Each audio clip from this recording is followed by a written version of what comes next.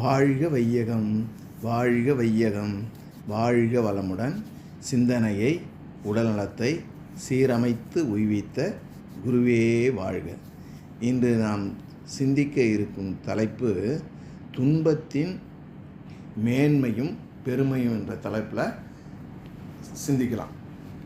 வாழ்க்கையில் முன்னேறினவங்க அனைவருமே துன்பத்தில் இருந்து தான் ஒரு அனுபவத்தை பெற்று, அவர் சயின்டிஸ்டாக இருக்கட்டும், இல்லை இன்ஜினியராக இருக்கட்டும், இசையமைப்பாளராக இருக்கட்டும், கவிஞர்களாக இருக்கட்டும், இலக்கிய மேதைகளாக இருக்கட்டும், அரசியல்வாதிகளாக இருக்கட்டும், தொண்டு நிறுவனம் நடத்தி வரும் தொண்டு செய்பவர்களாக இருக்கட்டும், அனைவருமே அந்த துன்பத்திலிருந்து அவங்க அனுபவத்தை பெற்று பலசாலியாக ஆன பிறகு தான் அவங்க மேன்மை அடைஞ்சிருக்காங்க. இதை பற்றி வேதாத்திரி மகரிஷி என்ன சொல்கிறாங்க? பொதுவாக நம்ம குடும்பத்தில் வரக்கூடிய துன்பங்கள் என்ன, அலுவலகத்தில் வர்றது என்ன, சமூகத்தில் வர்றது என்ன, உறவினர்கிட்ட வர்றது என்ன, நண்பர்கள்கிட்ட வர்றது என்ன, இயற்கையிலேருந்து நமக்கு வரக்கூடிய துன்பங்கள் என்ன அப்படின்றத நம்ம பார்க்கலாம். இதுக்கு அனைத்துக்குமே மகரிஷி ஒரே வார்த்தை, முத்தான வைர வார்த்தைகளை சொல்லியிருப்பாங்க. அறியாமை, அலட்சியம், முரண்பாடு, செயல் விளைவு தெரியாமை, இயற்கையை பற்றி உணராமை, இறைநிலையே உணராமை அப்படின்னு சொல்லுவாங்க. இப்போ நம்ம துன்பம்னா என்ன அப்படின்றத பார்க்கலாம். துன்பம் என்ற வார்த்தைக்கு தமிழில் துக்கம், கஷ்டம், வேதனை, சோகம், இடும்ப அப்படின்னு சொல்லுவாங்க. இது அனைத்துமே ஒரே விதத்தில் என்ன தரும்? துன்பத்தை, வலியை அல்லது வருத்தத்தை கொடுக்கக்கூடியது தான்.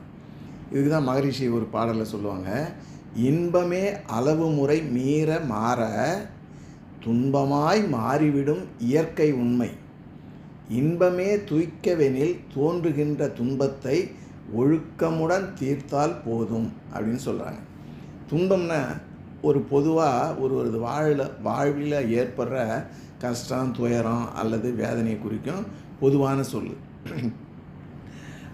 மகரிஷி ஒரு கவியில் சொல்கிறாங்க, பிறந்து வாழ்ந்து பின் இறந்து போம் மனிதர்க்கு பேருலக இன்பங்கள் அனைத்துமே பொதுவுடைமை, மறந்து மதி குறுகி மண்மீது எல்லை கட்டி மனிதர்கள் போராடும் மயக்கமே துன்பங்கள்னு சொல்கிறாங்க.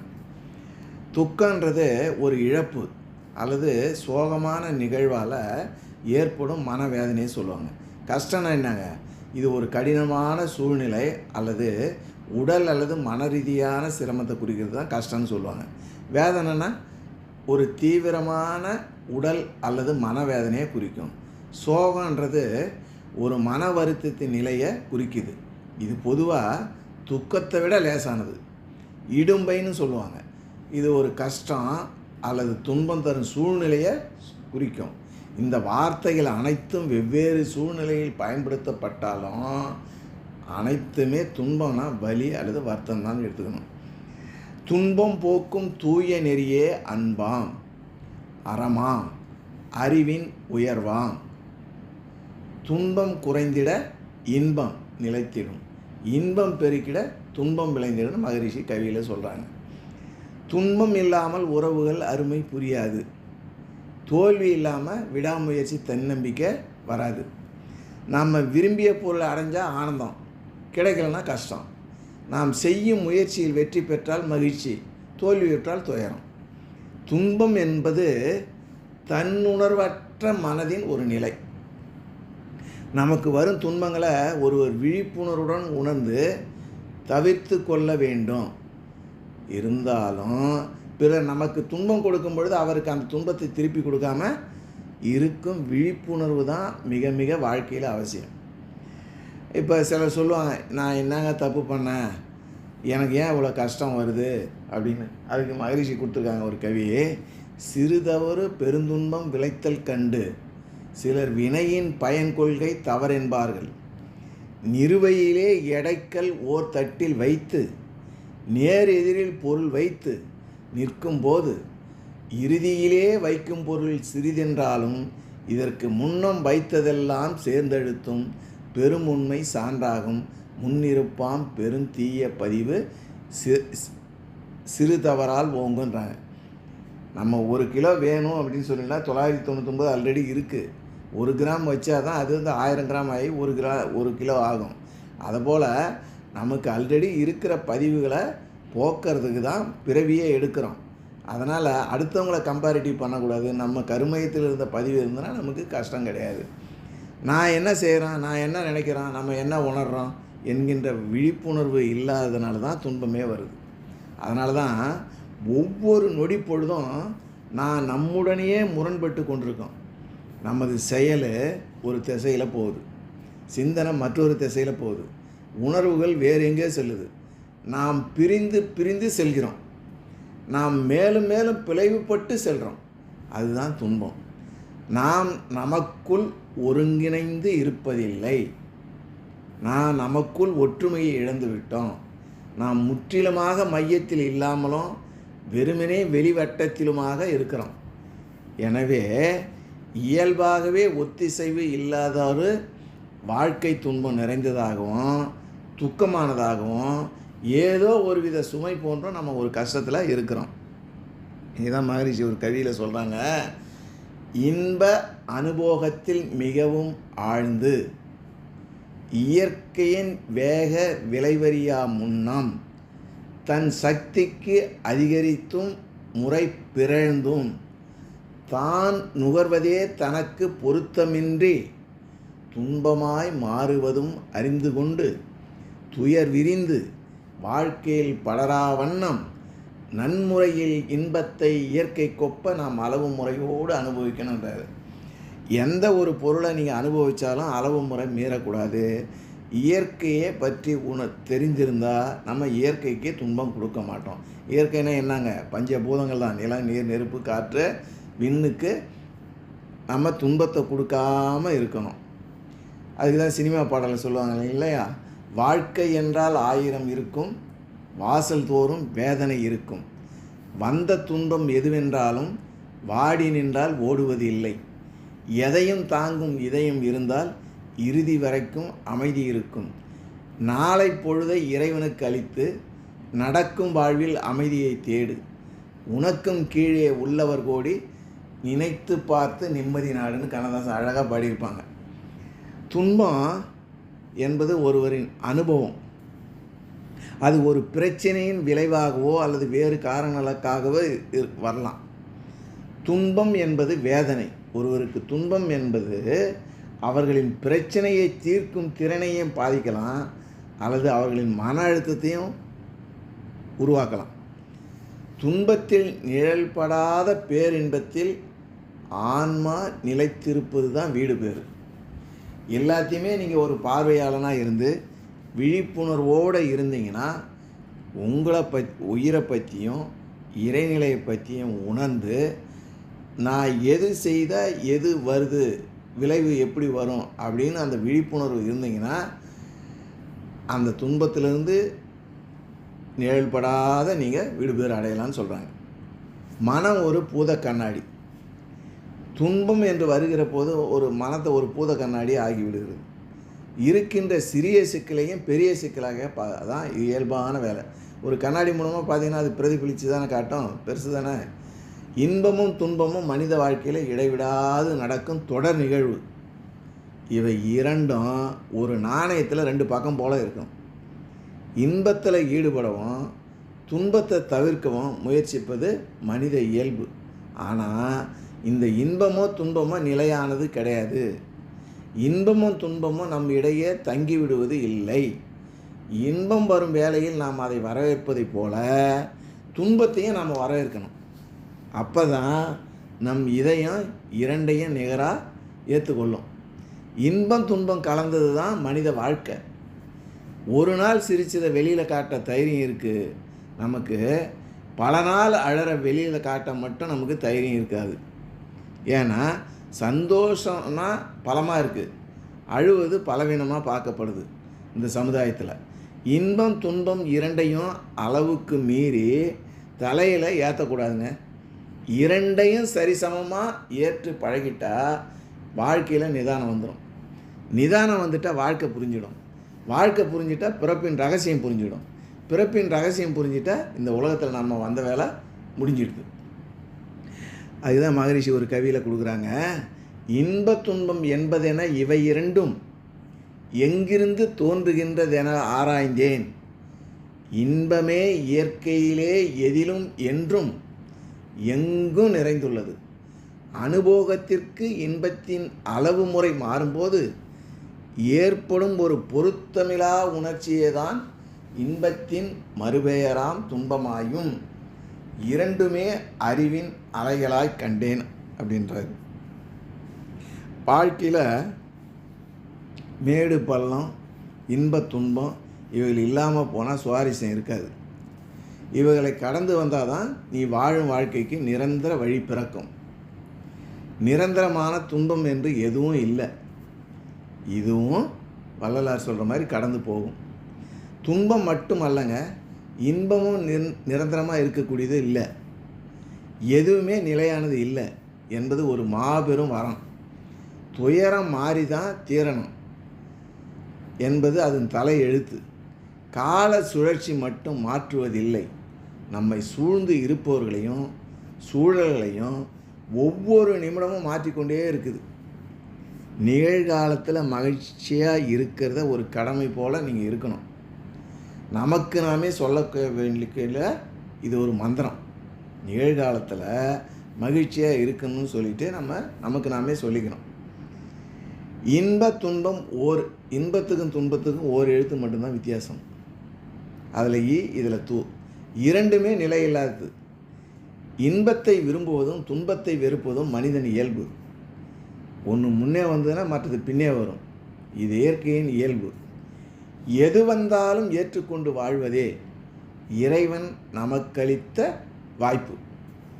பெரும்பாலும் துன்பம் என்பதே அதை நீங்கள் தூக்கி தலையில் வைத்திருப்பதால் தான் வருது. மெய் வாழ்க்கை பயணம் இனிமையாக அமைய மனதில் உள்ள சுமைகளை குறைச்சிக்கிட்டாலே மகிழ்ச்சி கூடும். இன்பம் வரும்போது அதை விரும்பி அதில் மூழ்கி விடாமல், துன்பம் வரும்போது அது இயற்கை என ஏற்றுக்கொள்பவரை என்றைக்கும் துன்பம் நெருங்காது. வாழ்க்கையில் இன்பமும் துன்பமும் எதற்காக? வாழ்க்கையில் இன்பத்தை மட்டுமே அனுபவித்திட்டிங்கன்னா துன்பம்னா எப்படி இருக்குன்னு உங்களுக்கு தெரியாது. அதனால தான் இந்த பிரபஞ்சம் இன்பத்தையும் துன்பத்தையும் சரிசமமாக நமக்கு கொடுக்குது. வந்தது தான் போகுமே அல்லாது வரும் முன்னே இருந்த ஒன்று போவதுண்டோ? இந்த உண்மை எண்ணி எண்ணி உணர்ந்து கொண்டால் எவருக்கும் எப்போதும் நஷ்டம் ஏதுன்னு மகரிஷி ஒரு கவியில் கொடுக்குறாங்க. பிறக்கும் போதும் அழுகிறோம், உருவம் தெரியும் போதும் சிரிக்கிறோம், உணர்வுகள் வரும்போது ரசிக்கிறோம், இவை அனைத்தும் இழக்கும் போது மரணம் நம்மை தழுவுது. இதில் இன்பமும் இருக்குது, துன்பமும் இருக்குது. தாயின் வயிற்றிலேருந்து வெளியே வர முடியாமல் கஷ்டப்பட்டு அழுதுகிட்டு வரோம், துன்பத்தை முதல்ல அடைகிறோம். நமக்கு உருவம் தெரியும் போது சிரிக்கிறோம், மகிழ்ச்சியை கொடுக்குது. இன்பத்தை அடைகிறோம். உணர்வுகள் வரும்போது ரசிக்கிறோம், மகிழ்ச்சியாக இருக்கிறோம், இன்பத்தை அடைகிறோம். கடைசியாக மரணம் வரும்போது துன்பம் எப்படி இருக்கும் என்று எல்லோருக்கும் தெரியும். மரணம் துன்பத்தை தான் தரும். கொக்குக்கு இரை கிடைச்சதுன்னா கொக்குக்கு இன்பம், கொக்குக்கு இரையாகி போன மீனுக்கு துன்பம். மகரிஷி ஒரு கவியில் கொடுக்குறாங்க.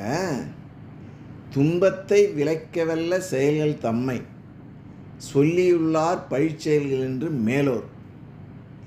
இன்பத்தை காக்க வல்ல செயல்கள் எல்லாம் ஈதல் இசைப்பட வாழ்தல் இரண்டலாகும். அன்புக்கே அடிப்படை இச்செயல் கடமை. அறமென்றோர் பேரறிஞர் அருந்தவத்தால் நன்கு தன் அறிவு நிலையறிந்து மக்கள் நலநாடி சிந்தித்து முடிவு கண்டு அப்படின்னு கொடுக்குறாங்க. இந்த பிரபஞ்சம் யாருக்கு என்ன எப்போது கொடுக்கணுமோ அதை கொடுத்துக்கிட்டு தான் இருக்குது. இன்பத்தை நம்ம சந்தோஷமாக கொண்டாடுறோம், துன்பம் வரும்போது மட்டும் சந்தோஷம் ஏற்றுக்கொள்ள மாட்டோம். துன்பத்தை தூரத்தில் வைத்து பாருங்கள், அதுவும் சிறிது அளவாக தான் தெரியும். இன்பத்தை நம் மனம் ஏற்றுக்கொள்வது போல துன்பத்தையும் நம் மனம் ஏற்றுக்கொண்டால் வாழ்க்கையில் சந்தோஷம்தான். மகரிஷி ஒரு கவியில் கொடுக்குறாங்க. அறிவறிந்தோர் அகத்ததை மெய்ப்பொருளாய் காண்பார். அறியாதோர் உடலளவில் எல்லையானார். அறிவறிந்தோர் அருகுணங்கள் நிறைவு அமைதி. அன்பு கற்போடு நாணம் மன்னிப்பாச்சு. அறிவறியார் அருகுணத்தால் பகைப்பினக்கு. அச்சம் போர் இவையாகி துன்பம் ஏற்பார். அறிவறிந்த அறியாத ஏற்றத்தாழ்வே அமைதியின்மை விளைந்துள்ளது மனிதர் வாழ்வில்.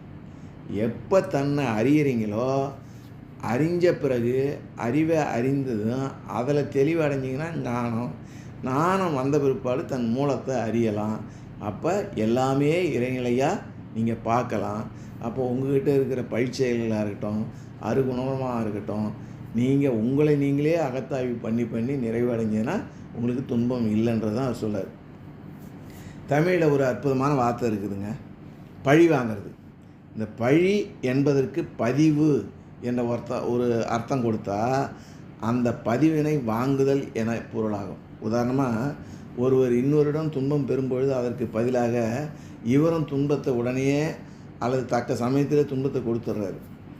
சில சமயம் காத்திருந்து பழிவாங்க நிலைமையும் செய்கிறாரு. அந்த பழிவாங்க நிலையத்தை என்ன சொல்லுவாங்க? வஞ்சன்னு சொல்லுவாங்க. சாதாரணமாக பழி வாங்கிறதுனா ஒரு துன்பமாக பெற்றதையே துன்பமாகவே திருப்பி கொடுக்கறதுக்கு பேர் தான் பழி வாங்கிறது. ஒருவர் தான் கழிக்க வேண்டிய பாவப்பதிவினை பொறுத்து கொண்டு அல்லது ஏற்றுக்கொண்டு அந்த பாவப்பதிவினை கழித்து கொள்ளாமல் திருப்பி அவருக்கே கொடுத்து பாவப்பதிவினை மீண்டும் அவர் கருமையத்தில் சேர்ந்துக்கிறார். இதுக்கு பேர் தான் பழி வாங்கிறதுன்னு சொல்கிறாங்க. கவலை என்பது உலகத்தின் கொடிய நோயாம். கணக்கு தவறாய் எண்ணம் ஆற்றலாம். கவலை என்பதோ வாழ்வில் சிக்கல் கண்டு கலங்கி மனம் திகைப்படையும் நிலைமையாம். கவலை உடல் நலம் உள்ள நலம் கெடுக்கும். கண்முதலாய் பொறி ஐந்தினை வளங்கெடுக்கும். கவலையினை முயற்சி சிந்தனை இவற்றால் கடமையினை தேர்வாற்றி வெற்றி கொள்வோம் அப்படின்னு சொல்கிறாங்க. அறிவாற்றல் கவலையினால் வீணாய் போகும். அதை அடுத்து உடல் நலமும் குன்றி போகும். அறிவினையே முயற்சி சிந்தனையாய் மாற்றி அதற்கேற்ப செயலாற்ற நலம் விளைக்கும். துன்பம் வந்துடுதுன்னு சொல்லிங்கன்னா கவலைப்படுவீங்க. கவலைப்பட்டீங்கன்னா உடல் வீணாக போகுது. உடல் வீணாக போனால் சிந்தனை திறன் குறையுது. அதுக்கு பதிலாக நீங்கள் சிந்தித்து எதனால் இது வந்ததுன்னு ஒரு க்ஷணம் நினச்சிங்கன்னா உங்கள் உடல் மனம் நல்லா இருக்குன்னு சொல்கிறாரு. துன்பத்தை பொறுத்து கொள்ளுதலும் ஒரு ஒழுக்கத்தின் ஒரு பகுதி. பிறரால் வந்த பழியினை ஏற்றுக்கொண்டு நமது கருமைய பதிவை கழிப்பதே நல்லது. தூய்மை பெற்ற கருமைய பதிவினை ஏன் மீண்டும் கலங்கப்படுத்தணும்? அதாவது நமது கருமையத்தை தூய்மைப்படுத்த கிடைத்த வாய்ப்பை நழுவ விடக்கூடாது.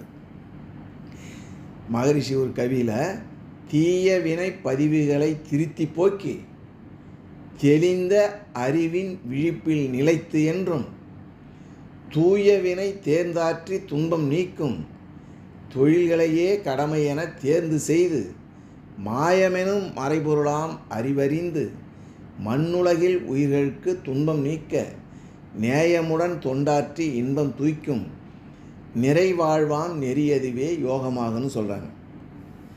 இப்போ திருமணம் நடக்குது. எதனால்? நம்ம கர்ம வினையை கழிக்கிறதுக்காக தான் அது ஒரு ஏற்பாடு. அதாவது கணவனும் மனைவியும் தான் வினை தொடராக கொண்டு வந்த கர்ம வினைகளை ஒருவருக்கொருவர் உதவி செய்து கழிப்பதற்கு தான் திருமண பந்தமே ஏற்படுது. ஆனால் நிதர்சனத்தில் நிகழ்கிறது என்ன? ஒருவருக்கொருவர் உதவி கழிக்காமல் கூட்டி கொண்டோம். இது எப்படி என அவரவர் சிந்தித்து தான் முடிவு செய்யும். ஒருவர் பிறர் கொடுக்கும் துன்பத்தை பொறுத்து கொண்டு பிறர் துன்பத்தை போக்கும் செயல்களையும் செய்து கொண்டு இருந்தால் அவர் இரண்டொழுக்க பண்பாடுபடி நடக்கிறார்னு அர்த்தம்.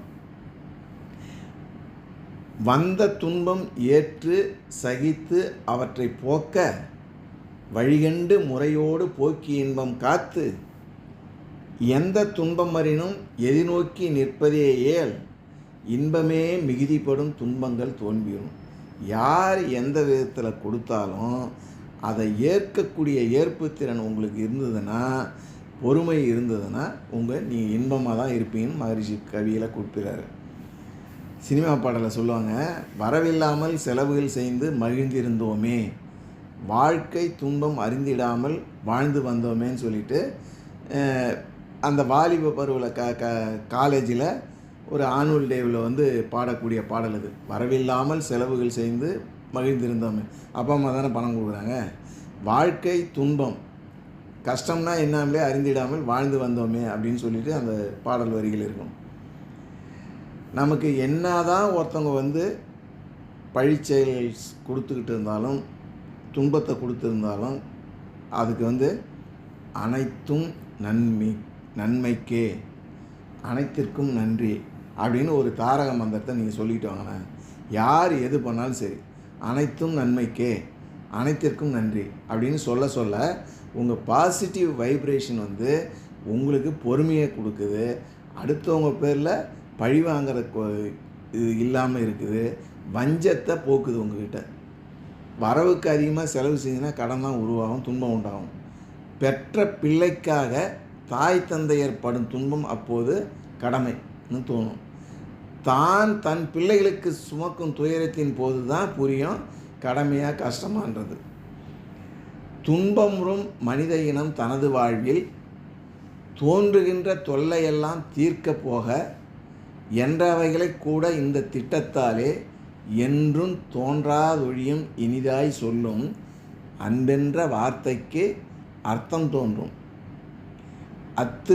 அத்துவித தத்துவமே ஒளிவிட்டோங்கும் இன்ப துன்பம் ஆரம்பம் முடிவிற்கு இயற்கை செயற்கை வலிமை கண்டு வாழ்வோம் அப்படின்னு மகரிஷி ஒரு கவியில் கொடுக்குறாங்க.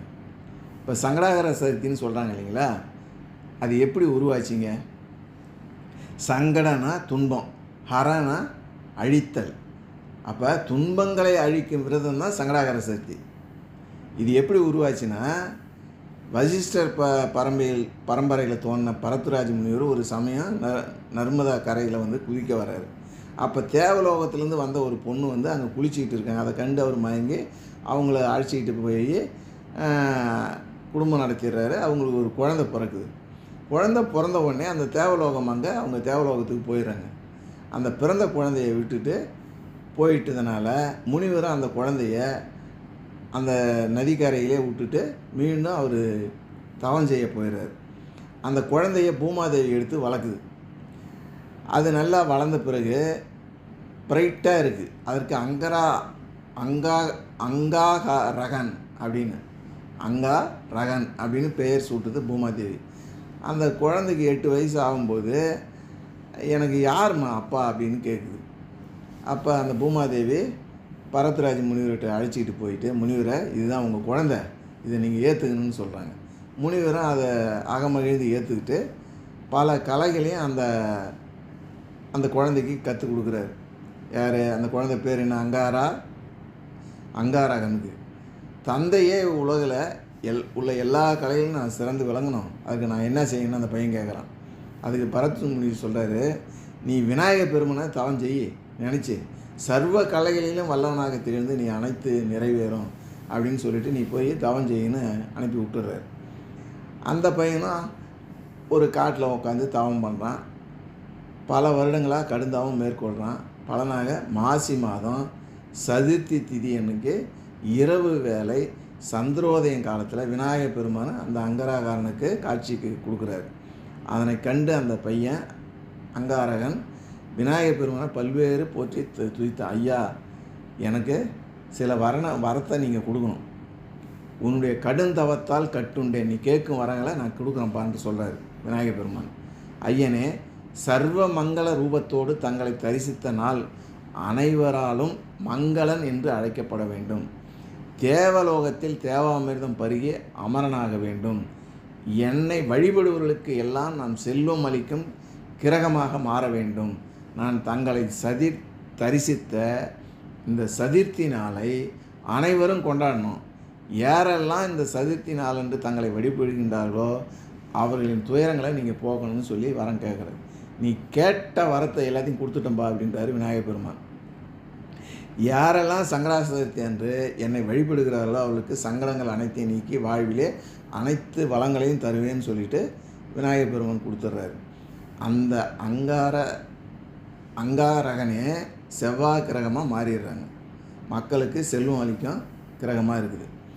தோல்வி ஏற்படும் போது அதை இயல்பாக எடுத்துக்கொள்ளணும்.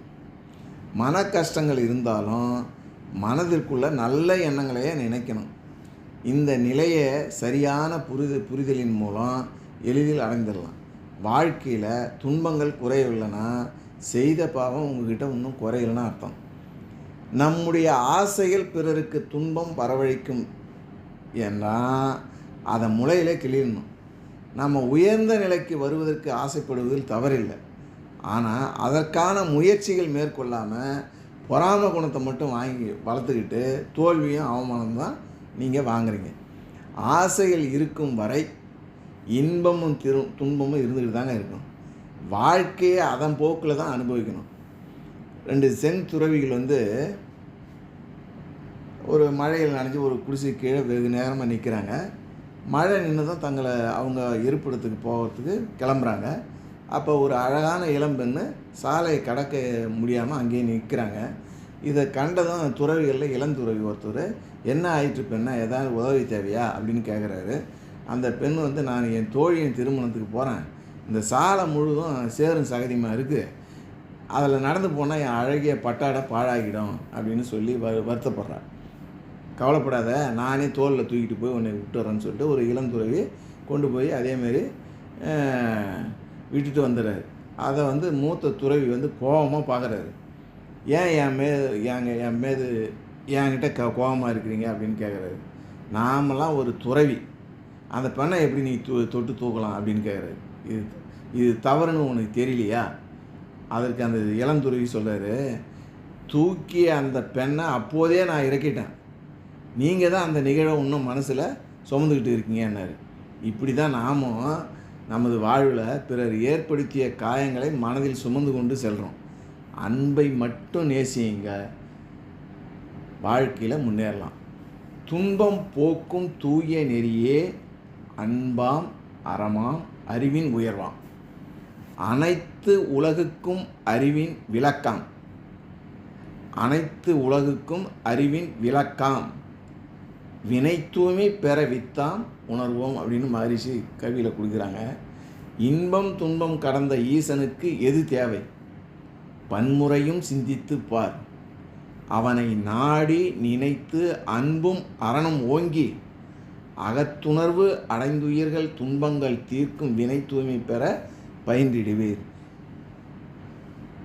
எந்த க்ஷணத்திலையும் ஒவ்வொரு நாளுமே இறைநிலையிலேயே நீங்கள் விழிப்புணர்வோடு இருந்தீங்கன்னா இறைநிலையை நோக்கிய பயணம் விரைவாக உங்களுக்கு நடக்கும். அப்போ பண்ணும்போது உங்களை நீங்களே இன்ட்ராஸ்பெக்ஷன் பண்ணியிருக்கும்போது உயிரை உணர்ந்து இறையை உணர்ந்து நம்மக்கிட்ட இருக்கக்கூடிய அகங்காரம் கலைஞ்சு நம்ம இறைவனின் தன்மையாகி அன்பும் கருணை உலக மக்களுக்கு தொண்டு செய்தோம்னா நம்ம கொண்டு வந்த வினையை கழிக்கலான்றதான் அவர் சொல்கிறார். அனைத்தையும் தனக்கு தனக்கு என வண்டியாய் குப்பையை சேர்த்துக்கிட்டு அல்லல் படுறாங்க. அந்த குப்பைகளை தூக்கி எறிந்து விட்டால் மனம் தெளிவாகும். வாழ்க்கை என்ற பயணம் இனிமையாக அமையும். சுமைகளை குறைச்சிக்கலாம். நமக்கு அடுத்த நாழிகைகள் உறுதியாக இல்லை. மனதில் தேவையற்ற அழுக்குகளை சுமக்கக்கூடாது. எது தேவை எது தேவையற்றது என்பதை பகுத்து பார்க்க தெரிந்துவிட்டால் நம்முடைய வாழ்வும் என்றென்றும் மகிழ்வாக இருக்கும். ஒரு மனுஷனுடைய செயலை 2ஆக பிரிக்கலாம். ஒன்று துன்பம் கொடுக்கும் செயல், இன்னொன்று துன்பம் போக்கும் செயல். இந்த இரு வகையான செயலை தவிர வேறொரு செயல்கள் இல்லை. அப்படி ஒன்று இருக்குன்னா அது சும்மா இருத்தல். துன்பம் கொடுக்கும் செயல்களை 100% நிறுத்திட்டிங்கன்னா மற்ற செயல்கள் எல்லாமே துன்பம் போக்கும் செயல்களாகவே இருக்கும். சமுதாயத்தில் துன்பம் போக்கும் செயல்கள் என நினைத்து செய்யப்படும் அனைத்து செயல்களும் தோராயமாக 80-90% வரை தான் துன்பம் கொடுக்கும் செயல்களாக தான் இருக்குது. இதுதான் உண்மை. இந்த கருத்துனா கொஞ்சம் யாரும் ஏற்றுக்க மாட்டாங்க. உயிர் இயற்கை மதிப்புகளை உணராத மக்கள் பிற உயிர்க்கு இழைக்கும் தீங்கே உலக துன்பமெல்லாம்.